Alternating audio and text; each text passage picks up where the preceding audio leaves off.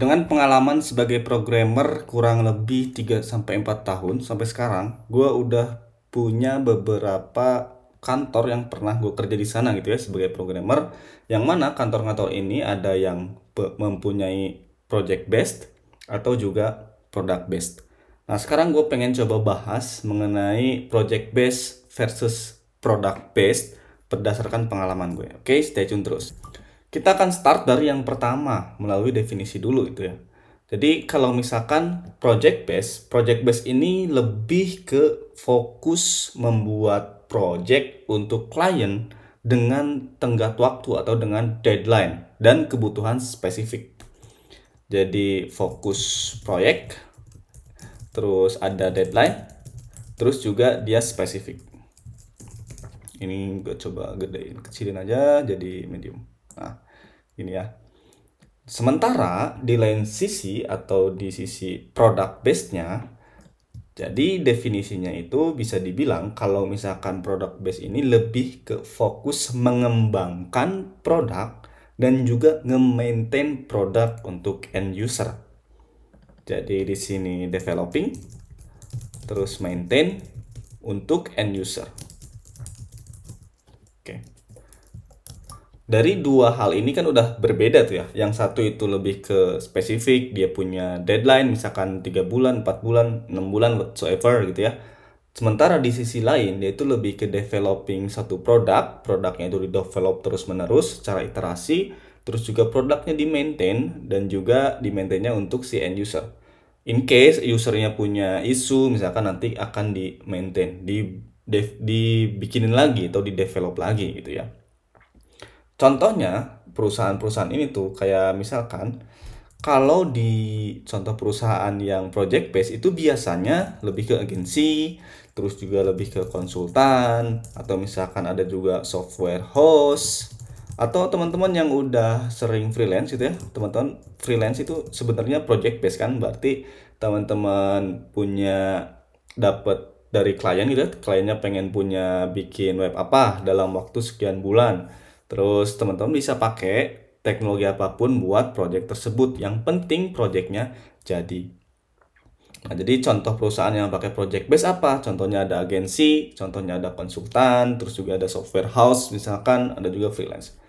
Nah, sementara itu kalau misalkan product based, Sementara kalau misalkan product based nih ya, dia itu lebih ke perusahaan kayak contohnya SaaS atau software as a service. Dia kan berarti biasanya lebih ke subscription ya. Contohnya teman-teman pakai salah satu platform untuk HR kantornya atau misalkan salah satu platform untuk uh, akunting kantornya. Jadi salah satunya adalah SaaS. Terus juga misalkan teman-teman sering akses toko online gitu ya, e-commerce. Nah, dia kan berarti produknya udah ada nih. Produknya adalah si e-commerce. Tapi e-commerce-nya itu ada banyak scope-nya. Ada scope untuk cart, ada scope untuk misalkan jual beli pulsa, dan lain-lain. Nah, itu nanti teman-teman kalau misalkan masuk ke company yang product based, itu akan masuk ke salah satu timnya gitu. Nah, kita sekarang akan bahas kelebihan dan kekurangannya. Oke, kita bahas dulu dari kelebihan si project base ya. Jadi kalau misalkan kita ngoding pakai atau kita masuk kantor yang project base, kita itu biasanya nanti spek-spek atau teknologi yang digunakan itu bisa melalui request dari klien. Misalkan klien pengen bikin website pakai Laravel biar cepat gitu. Kalian pengen website pakai Rails biar cepat. Mungkin klien juga pengen website yang performance pakai Go, pakai Rust, pakai apa gitu ya. Nah, itu lebih ke adanya berbagai macam teknologi. Jadi berbagai macam teknologi dan plusnya adalah domain. Jadi mungkin teman-teman diminta projectnya ini untuk POS atau point of sales, atau juga teman-teman diminta projectnya ini untuk HR, terus misalkan untuk apa lagi ya, hospitality, itu jadi banyak domainnya. Nah, terus juga selain itu di si kelebihan project base ini teman-teman punya kesempatan buat belajar lebih banyak, belajar atau adapt teknologi lebih banyak. Jadi karena teman-teman bisa dapetin projectnya itu berdasarkan requestnya klien pengennya pakai teknologi A, berarti teman-teman mau nggak mau di company tersebut mempelajari teknologi tersebut dan langsung mengimplementasikan. Atau juga misalkan kliennya bebas lah pakai teknologi apapun itu yang penting jadi, ada juga yang kayak gitu. Jadi itu kelebihan dari si project base. Nah, sementara kalau misalkan dari si product base itu teman-teman bisa fokus ke scope yang di build. Jadi fokus ke produk. Misalkan saya dulu di payment. Nah, saya fokus di payment gitu. Jadi sedikit banyak gitu ya knowledge saya di bidang payment, gimana payment pay in pay out, terus gimana payment gateway, integrasi ke payment gateway dan lain-lain, itu lebih fokus. Jadi lebih banyak knowledge-nya di situ.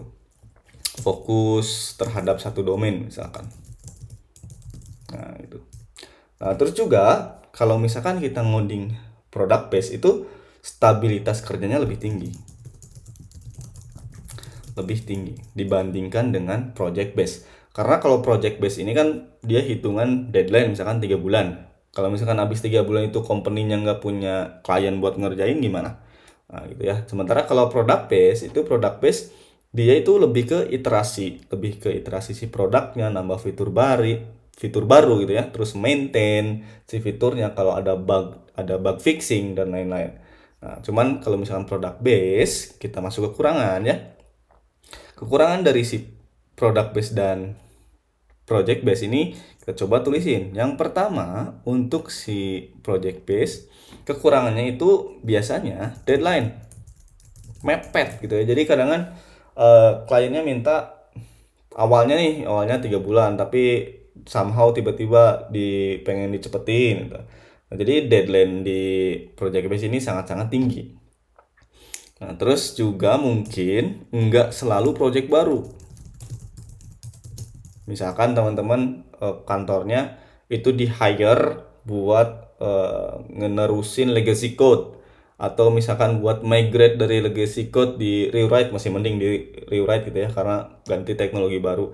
Nah, kalau misalkan di legacy itu nerusin legacy itu agak-agak PR.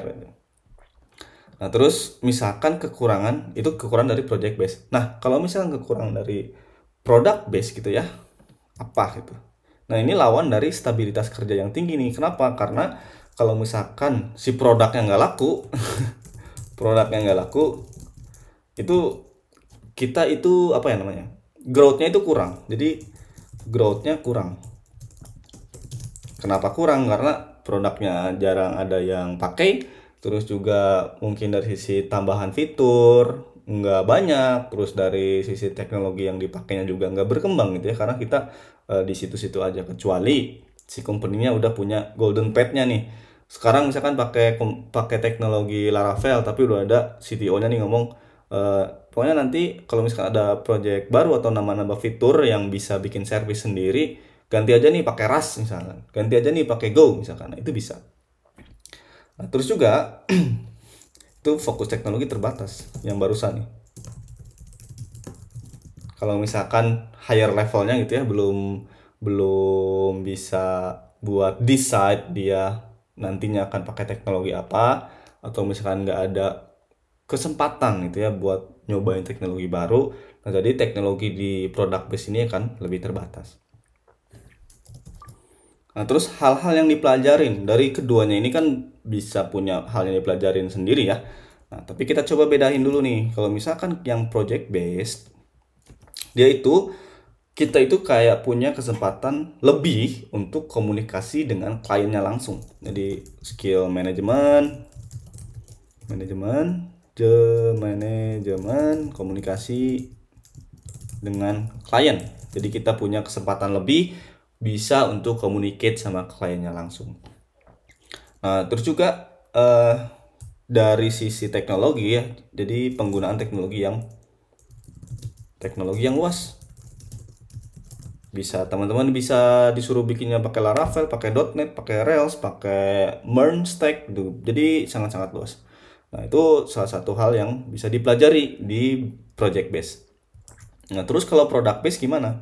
Nah, kalau product base, jadi teman-teman itu nanti ketika masuk di product base, pemahaman teman-teman mengenai suatu produk, terus gimana nge-scale produk tersebut, sama user experience produk tersebut itu teman-teman bisa lebih paham. Jadi lebih ke pemahaman produk, terus gimana cara kita nge-scale produknya, terus juga UX dari produk tersebut itu bisa teman-teman pelajarin di sini. Jadi misalkan ketika sebuah produk terus fiturnya itu kayaknya kurang bikin user kita enak buat onboardingnya gitu. Nah, itu bisa teman-teman pelajarin di product base. Terus juga life cycle-nya nih, life cycle pembuatan produk. Jadi mulai dari tim produknya itu punya idenya ini nanti digodok gitu ya, didiskus sama tim engineer, terus tim produk sama mungkin stakeholdernya. Nah, dari situ teman-teman bisa ngikutin tuh dari mulai ide nanti sampai creation sampai dengan di roll out atau di deploy ke production ke sampai dipasarin lah. Nah, itu dari sisi product based. Nah, sekarang kita masuk ke skills yang dibutuhin. Nah, kalau skills yang dibutuhin itu sama sebenarnya kalau coding itu sama-sama semuanya dibutuhin ya. Di sini misalkan full stack gitu karena teman-teman nanti mungkin timnya cuma 1 orang atau 2 orang gitu ya. Jadi full stack itu bener-bener kepake buat di project base. Terus juga teman-teman di sini bisa harus punya skills buat adapt new tech gitu ya, karena mungkin kayaknya pengen minta teknologi A, teknologi B, teknologi C gitu. Nah, terus juga kalau buat product base gitu ya, jadi lebih ke specialize. Misalkan nih di satu buah produknya itu udah jalan. Nah, nanti ada tuh biasanya ada front end-nya sendiri, ada back end-nya sendiri, terus ada DevOps-nya sendiri, nanti ada database engineer-nya sendiri yang ngurusin semua persisten data.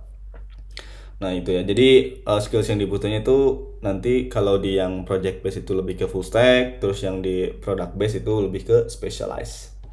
Nah, terus dari sisi gaya kerjanya gimana? Gaya kerja itu maksudnya kayak misalkan ketika keseharian kalian di sana ya. Kalau misalkan gaya kerja di project base itu lebih ke dinamis. Terus dinamisnya maksudnya apa? Karena teman-teman itu mungkin projectnya itu ada yang 3 bulan, ada yang 6 bulan, atau even ada yang setahun 2 tahun gitu.